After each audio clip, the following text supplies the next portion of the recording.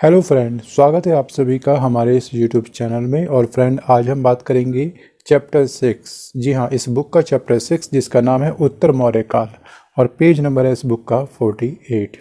दोस्तों, इस वीडियो को स्टार्ट करने से पहले छोटी सी एक इन्फॉर्मेशन आप सबको मैं देना चाहूँगा कि अगर आप इस बुक से संबंधित जितने भी हमने अब तक वीडियो बना दी है, अगर उन सभी वीडियो को देखना चाहते हैं तो उसका लिंक दिया है डिस्क्रिप्शन बॉक्स में। तो चलिए बढ़ते हैं क्वेश्चन नंबर 1 की ओर। भारतीयों के लिए महान सिल्क मार्ग किसने आरंभ करवाया था? बहुत ही बेसिक क्वेश्चन है, सो इसका राइट आंसर होगा ऑप्शन से कनिष्क। देखिए, सिल्क मार्ग को भारतीयों के लिए आरंभ कराने का जो श्रेय जाता है वो जाता है आपका कौन से वंश को? ये जानता है आपका कनिष्क को। ये कुषाण वंश से संबंधित था। मध्य एशिया से गुजरने वाला व्यापारिक मार्ग जो चीन को रोमन साम्राज्य के साथ में जोड़ता था। तो दोस्तों, सिल्क मार्ग वास्तव में था क्या? एक था आपका सॉफ्ट मार्ग। सिल्क कैसा होता है? सॉफ्ट होता है। अगर मार्ग बिल्कुल सॉफ्ट होगा तो क्या होगा? अगर मार्ग सॉफ्ट होगा तो यातायात काफ़ी फास्ट चलेगा यहाँ पर, तो व्यापार की संभावना यहाँ पर अधिक हो जाती है।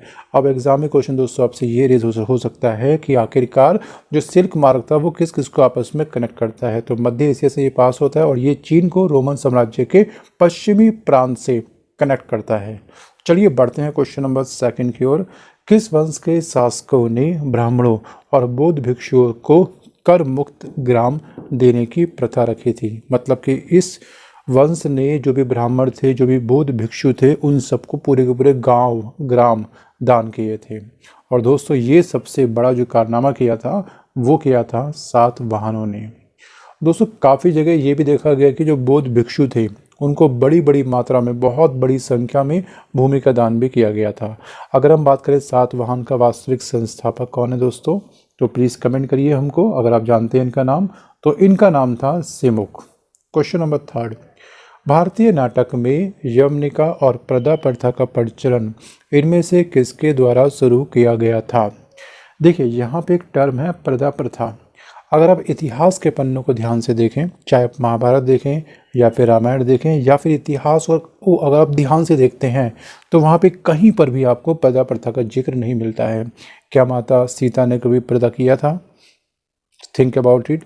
तो दोस्तों, कुछ भी क्वेश्चंस अगर आप देखते हैं इतिहास के किसी भी पेज में देखेंगे तो इस प्रथा का प्रचलन नहीं था। लेकिन धर्मशास्त्र का इतिहास एक बहुत ही फेमस बुक है जिसके पेज नंबर 336 में पहली बार इसका जिक्र किया गया था।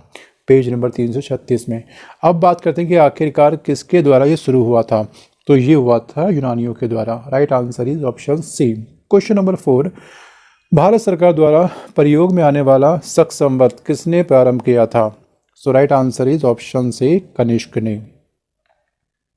देखिए, शक संवत का प्रारंभ कुषाण शासक जो कनिष्क था, इसने अपने सिंहासन के आरोहण के वर्ष, मतलब कि जिस दिन इसका राज्याभिषेक हुआ था, 70-80 ईसा पूर्व में इसका राज्याभिषेक हुआ था, इसी दिन इसने शक संवत शुरुआत करा था। और आज भी भारत सरकार के द्वारा जो कैलेंडर प्रयोग में होता है तो वो किस पर आधारित है? वो है आपके शक संवत पर। Question number 5। भारत में सबसे पहले सोने के सिक्के जारी करने वाला निम्नलिखित में से कौन था? तो ये था दोस्तों इंडो ग्रीक। ठीक है, तो आपको ये चीज़ ध्यान रखनी है, क्वेश्चन से इंपॉर्टेंट है, तो इसको प्लीज़ पेन डाउन करिएगा। अगर हम बात करें दोस्तों यहाँ पे कि जो शीशे के सिक्के थे उसको किसने स्टार्ट किया था? शीशे के सिक्के, तो इसका प्रारंभ किया था सातवाहनों ने। Question number 6। निम्नलिखित में से कनिष्क के समकालीन कौन थे? निम्नलिखित में से कनिष्क के समकालीन कौन थे? तो ये थे नागार्जुन, अश्वघोष और Vasumitra. So right answer is option B. Question number 7। Mohammad bin Qasim ने सिंध को कब जीता था? तो वो वर्ष क्या था? मोहम्मद बिन कासिम एक अरबी मुसलमान था, ये आपको ध्यान रखना है। और 712 ईस्वी में भारत पर इसने पहला अपना आक्रमण किया था। कब किया था? 712 ईस्वी में। और इसने रावर का युद्ध में देवल बंदरगाह को अपने आधिपत्य स्थापित करा था, इसके ऊपर अपना शासन किया था। और अरब पहले मुसलमान आक्रमणकारी थे जिन्होंने भारत पर आक्रमण किया था। तो ये इन्फॉर्मेशंस आपको सिंपल सी इन्फॉर्मेशंस आपको दे रहा हूँ बच्चों। मैं उम्मीद करता हूँ कि इन सब बातों को आप लोग अच्छे से सुन रहे होंगे, पेन डाउन कर रहे होंगे। Question number 8। जूनागढ़ अभिलेख का संबंध किससे है? अभिलेख का नाम है जूनागढ़। तो इसका संबंध जो है दोस्तों वो शक क्षत्रप रुद्रदामन से है। Right answer is option A. ये भारत में शकों का सर्वाधिक प्रसिद्ध शासक था, रुद्रदामन। इसने ही सबसे पहले विशुद्ध संस्कृत भाषा में लंबा अभिलेख जूनागढ़ जारी किया था। क्वेश्चन नंबर 9, हर्षवर्धन अपनी धार्मिक सभा कहाँ पर आयोजित करता था? तो ये स्थान था दोस्तों आपका Prayagraj. Right answer is option B. और दोस्तों आपको याद रखना है एक चीज़ और कि हर्षवर्धन ने धार्मिक परिषद का आयोजन प्रयागराज में ही किया था। कब किया था? 643 ईसा पूर्व में किया था। और इसे महामोक्ष परिषद के नाम से भी जाना जाता है। धार्मिक सभा को बोलते क्या है? महामोक्ष परिषद। क्वेश्चन नंबर 10, कुषाण के शासनकाल में सबसे ज़्यादा विकास किस क्षेत्र में हुआ था? सबसे ज़्यादा विकास इसके जो टाइम पे हुआ था वो थी आपकी कला के क्षेत्र में। Right answer is option B. Question number 11, Kadambari के लेखक कौन है? कादम्बरी के लेखक बाणभट्ट हैं। और बाणभट्ट से हर्ष के शासनकाल का प्रारंभिक हमको इतिहास के बारे में ज्ञान मिलता है। सो question number 11 right answer is option से बाणभट्ट। क्वेश्चन नंबर 12, द्वितीय अशोक किसे कहा जाता है? जी हाँ, द्वितीय अशोक किसे कहते हैं? तो कनिष्क। जी हाँ, कनिष्क को हम कहते हैं द्वितीय अशोक। क्वेश्चन नंबर 13, भारत में सोने के सिक्के सबसे पहले किसने चलाए थे?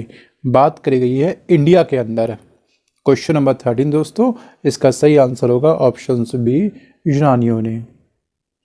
क्वेश्चन नंबर 14, कनिष्क की राजधानी कहाँ पर थी? तो कनिष्क की राजधानी थी आपकी पुरुषपुर में। जी हाँ, कनिष्क की प्रथम राजधानी जिसका नाम पेशावर भी है उसको हम पुरुषपुर भी कहते हैं। ठीक है, और दूसरी जो राजधानी थी वो कौन सी थी? एग्जाम में कभी कभी आपसे, ये तो प्रथम थी लेकिन आपसे अगर पूछेगा सेकंड कौन सी थी, तो सेकंड आपको ध्यान रखनी है, सेकंड थी आपकी मथुरा।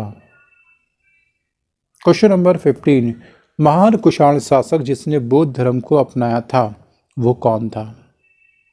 तो वो था Kanishka. Right answer is option C, Kanishka. जी हाँ, कनिष्क ने बौद्ध धर्म को मुक्त हृदय से क्या किया था? ग्रहण किया था, उसका संरक्षण भी लिया था। क्वेश्चन नंबर देखते हैं 16, भारत में सबसे पहले स्वर्ण मुद्राएं किसने चलाई थी? Question number 16 right answer is option से कुषाणों ने। देखिए, भारत में सर्वप्रथम स्वर्ण मुद्राओं का चलन का श्रेय वैसे वास्तव में जो भी हमने कहा था किसको जाता है? यूनानी को जाता है। ठीक है, लेकिन बाद में कुषाण शासकों ने इसको बड़े पैमाने पर प्रिंटिंग करनी इसकी स्टार्ट कर दी। ठीक है, मैक्सिमम जो ये गोल्ड कॉइन जारी किए गए थे वो किए थे कुषाण के द्वारा। चलिए बढ़ते हैं क्वेश्चन नंबर 17 पर। डैश भारत का दूसरा नाम पुरुषपुर है। So right answer is option C, Peshawar. Question number 18, question number 18 है कि किसके शासनकाल के दौरान गांधार कला अपने चरमोत्कर्ष पर पहुंच चुकी थी? So question number 18 right answer is option C, Kanishka. Question number 19, ऐसे कौन सा शासक है जो कुषाण वंश से संबंधित था? विक्रमादित्य, दंतीदुर्ग, कन्फ्यूशियस प्रथम या फिर Chandragupta? Question number 19 right answer is option C. Question number 20, Satavahana साम्राज्य का संस्थापक कौन था? Kanha, Simuka, Hala, Gautamiputra? So right answer is option B, Simuka. और इससे संबंधित दोस्तों जानकारी कुछ खास नहीं है हमारे पास में, फिलहाल इतना ही बस याद रखिएगा। क्वेश्चन नंबर 21, राजा खारवेल किस चेदी वंश के महानतम शासक थे? Raja Kharavela right answer is option B, Kalinga. अगर बात कर रहे हैं खारवेल के बारे में तो हम बात करेंगे 261 ईसा पूर्व में कलिंग के युद्ध के बारे में। कलिंग का वर्तमान में नाम क्या है आपका? उड़ीसा है। बस आप मुझे सिंपल ये बताइए कि कलिंग का वॉर किस किस के मध्य हुआ था। बहुत ही इजी क्वेश्चन मैंने आपको दिया है, उम्मीद करता हूँ कि इसका एक क्वेश्चन का आंसर आप पक्का हमको कमेंट करेंगे। तो दोस्तों इस चैप्टर में केवल मात्र 21 क्वेश्चन ही थे जो हमने कवर किए। वीडियो पसंद आया हो तो वीडियो को प्लीज़ लाइक करिएगा, अपने फ्रेंड तक प्लीज़ इस वीडियो को शेयर करिएगा। Wish you all the best for your exam. Thanks for watching this video. Bye bye, take care.